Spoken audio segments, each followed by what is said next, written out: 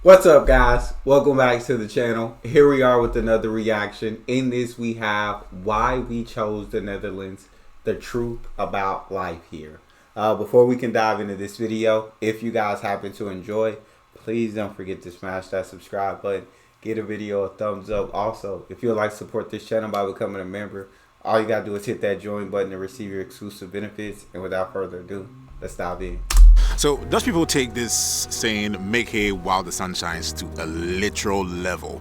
And yesterday I was watching the news and the weather came on, and you can tell from the excitement that when there's going to be good weather, everybody feels good about it. So today the sun schijnt heel fel. Buiten is het lekker warm, so I decided to take advantage of it and sit here and talk to you about something. I mean, the weather is not the reason why anybody would move to the Netherlands. But for me today, I'm talking about all the other reasons why anybody would want to move to the Netherlands. And when I do look on my analytics or YouTube niche, I wouldn't say niche, but the kind of topics I talk about lately, it's saturated with American content. And I thought, hey, I mean, the reasons for wanting to move to the Netherlands might be similar thematically to mine, but the realities are not the same. So I need to share my own thoughts, and yeah, for people that look like me or are like me who can relate to them. So yes, I decided to come out today and talk about the advantages or the reasons why anyone would want to move to the Netherlands today. And as the weather is good, like I said, I'll be walking around and doing bits and pieces of it, so come along with me.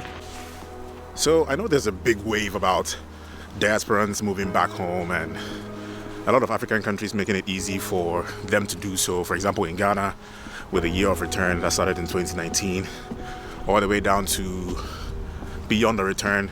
And the fact that, you know, citizenship is being dished out like freebies to just make it easier for people who want to relocate or move to Ghana. And the question is, why will people who have been living there all their lives want to leave? Why? I mean, is it that bad? So those are the things that I want to share from the perspective of somebody who was born and bred in Ghana, now living in the Netherlands. So let's get to the first one, which is the quality of life, for example. So I know when it comes to the quality of life, it feels like comparing apples to oranges, which may not seem fair, but it's something that I need to talk about because maybe my orange was tasting a little bit sour for me, and that's why I decided to look for something different. And I've noticed that in the Netherlands, the standard of quality it cuts across. It doesn't matter where you live, whether it's a big city or small town or a crowded place or not so crowded place. It's pretty much the same. And I've been to a few places in the Netherlands, and I realized that no matter what it is or where it is, there's a certain design or structure to it that will not make you feel like you are being disadvantaged in any way from how somebody would live in a big city. You have everything you need if you can afford it. So as long as, for example, if your life is very average even, and all you can afford is your food and your water and your shelter, you will live a good quality life because there are social amenities like parks, you know, sports facilities that are open to people to use, the roads, the cycling lanes, like everything is by design, which makes it easier for people to have habits like the culture of just going for walks or runs, and it's just easier. And even, for example, you want your own food, or you want to eat out, there are so many options. You want to cook your own food. There are chains and chains of stores with varying degrees of prices. If you want the very cheap ones, you know where to go. If you want the normal ones that everybody goes to, you know where to go. And the products and produces in there are of standardized quality. It's not that because you're going to a place which is slightly cheaper, you're going to get something, or you're going to be eating poison or anything. So it makes it easier for you to live here and have a certain quality of life. That is exactly what I'm trying to say. Versus, and I don't want to sound bitter, versus where I come from. So if you want to live a quality life, you have to spend more, versus the average person can live a quality life here if they choose to, and there's options for it, is what I'm trying to say.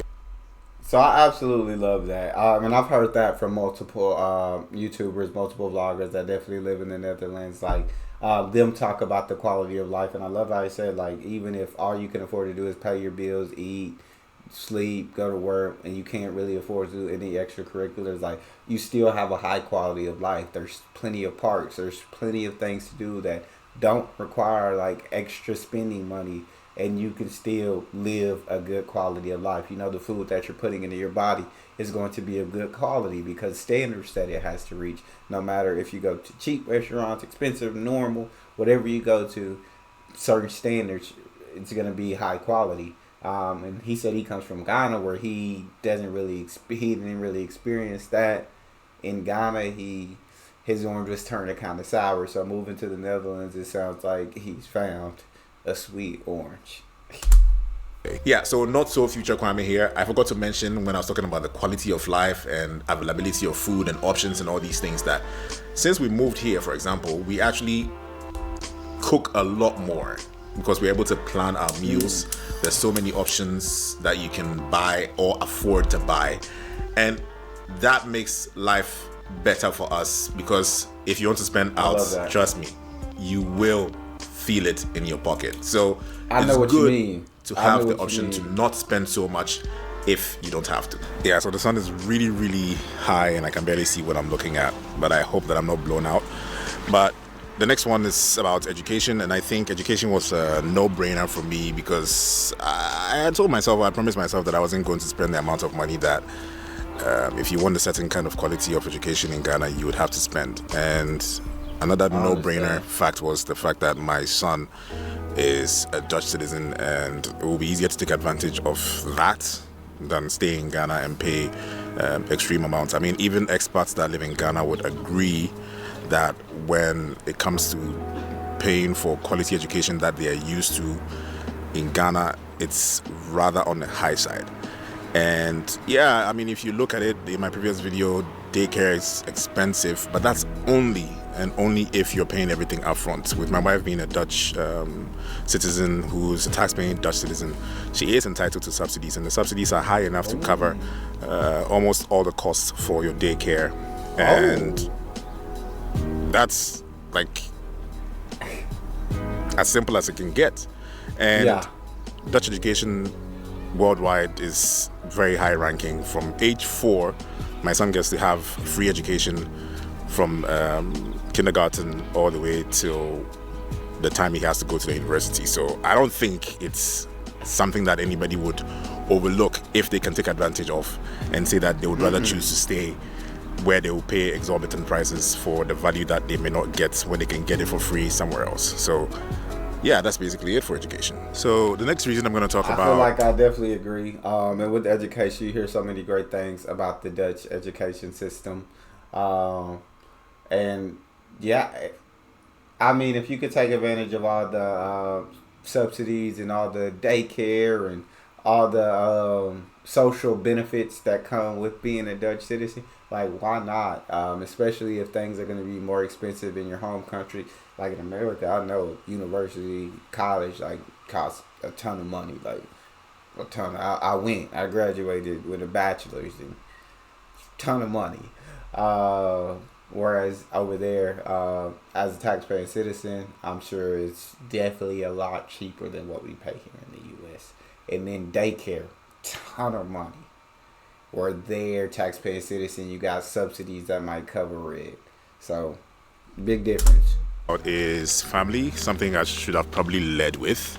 But yeah, for as long as we've been together, my wife and I have lived in Ghana, and of course if you are a mixed cultural family, that means that you're separated or you're not getting both families in the same space because they live in different countries.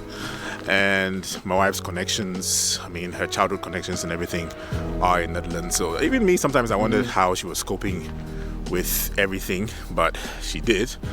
And I guess it was time to live closer to the family here in Netherlands as well, for them to also enjoy us being close to them. And when she got back, she's had a great amount of time spending quality time with her family, her siblings, visiting her friends, you know, babysitting and everything. So I guess one of the reasons why any multicultural family would also move would be to bridge the gap between the two families, or marrying from two continents or something. So I know I did mention in my previous video that the Dutch system can be a bit, sorry, rigid or inflexible at times. But I also did mention that when it works, it does work. It works extremely well, and that makes you feel safe, or at least it's reliable. For example, insurance is mandatory; you have to pay it. And I know, for example, that if I have to go to a hospital, that I will be covered when it does. If somebody's looking for information on me for official reasons, all they have to do is to access my BSN, and they get a head start information on what they need to know about me. That is a reliable system. Yeah. If somebody wants to access... and then when he was talking about family, because I guess he moved on from that point. It sounds like his wife had stayed with him in Ghana for a while, away from like her family, away from her friends, everyone that she knew and loved, and all the connections that she had. And he said she coped really well with that. Like but it was time for them to like move now to be closer to her family, and so they could get to be around more, and she could get to be around the ones that she grew up and loved as well. So I think that's pretty awesome. I feel like I face the same thing, not multicultural, but I moved like 12 hours away from my family to be with my wife, which is absolutely incredible. And we get to be around her family a lot, and they're absolutely amazing. Like, her family's so dope. I love them. But yeah, sometimes like I do want like to be around my family too, and so it is more difficult. But I mean, we'll probably take trips and stuff to be around my family at certain points. Cause it's hard when you move in states. Like, you got to re-register, and you got to do a lot of dumb things that cost money, and I don't want to have to do all that. But let's jump back into the video. Institutional websites, all they need is the DGD, and it's just as easy as that. For example, with insurance being mandatory, my son had a medical emergency in the first few weeks we were here, and the response was swift. It was easy. He was safe. I mean, we were frantic about it because it was a medical emergency. Yeah, but for sure, it was good to know that he was safe and he was covered because the system actually works. And coming back from where I just left off with the system working, I'm going to talk about healthcare, but not in a traditional sense, even though I did mention that when my son had a medical emergency, everything was taken care of because we were within the confines of a working system and paying our insurance and everything.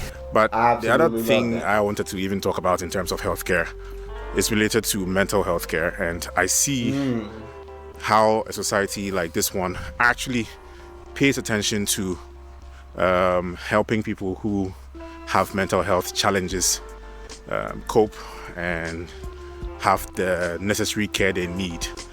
And coming from where I come from, it's a bit difficult to come to terms with when you know that a lot of people's mental health issues could be dealt with in the most empathetic way, yet society doesn't have infrastructure, and even the culture of care doesn't even exist. So to see that it's something that is common and regular and accessible to everybody here is a breath of fresh air. So healthcare is great. I mean, there are quirks to the healthcare, also in culture shocks, maybe in another video I'll make, but it's good. It's really good to see that such facilities exist for people who struggle with mental health conditions. So I've done a big loop and I'm back to the same spot I started the recording from. I'm a bit tired. I don't know if you can tell, but the thing I want to talk about with culture is, I mean, most people would say, where's the Dutch culture? I feel like healthcare, yeah, a lot of people, when you look at healthcare, you think of like healthcare, of them helping you with any physical ailments, injuries, anything like that. But a lot of people, I feel like, don't include mental health care in that. And that's a huge, huge thing that should always be included. In the fact that the Netherlands takes care of those with mental issues, with empathy, and they really look out for them, and they have a great social safety net in place for those. Like, that's awesome, bro. Like, you really can't beat that. Uh, I'm not talking about the traditional sense of what culture means to a lot of people in places like Ghana or West Africa, or places that have traditions and certain practices. No, I'm talking about culture in terms of the way of life here. And I like how I like the liberal mindset, if I should put it that way, that it's although people have their reservations and they're conservative, but people are free to be who they want to be, and so long as you're not harming anybody in the process of being who you want to be, you can be as expressive as you want. There are other bits which is controversial with, for example, recreational cannabis being legal and all these things. People just minding their business and keeping to themselves. I think it's a nice way to live, and it will segue into the other bits of safety as well. I mean, the infrastructure here makes you feel safe. It's well designed. Almost every street is well lit all the time. Cycling can happen with all the cycling lanes because it's designed in such a way. Here I see that kids go to school by themselves, and that's also another thing with the safety bits, that I think there's a rule, or a general rule, that you cannot go to school outside your municipality, which means that your neighborhood has those facilities to cater for your education, and you don't have to worry about the quality like I already mentioned. So there's not, unless you want to do privates, it's not necessary for you to leave your neighborhood just because you don't think you get the kind of quality that you're looking for. So it's safe. You see children go to school by themselves here and come home, and it's normal. It's fine.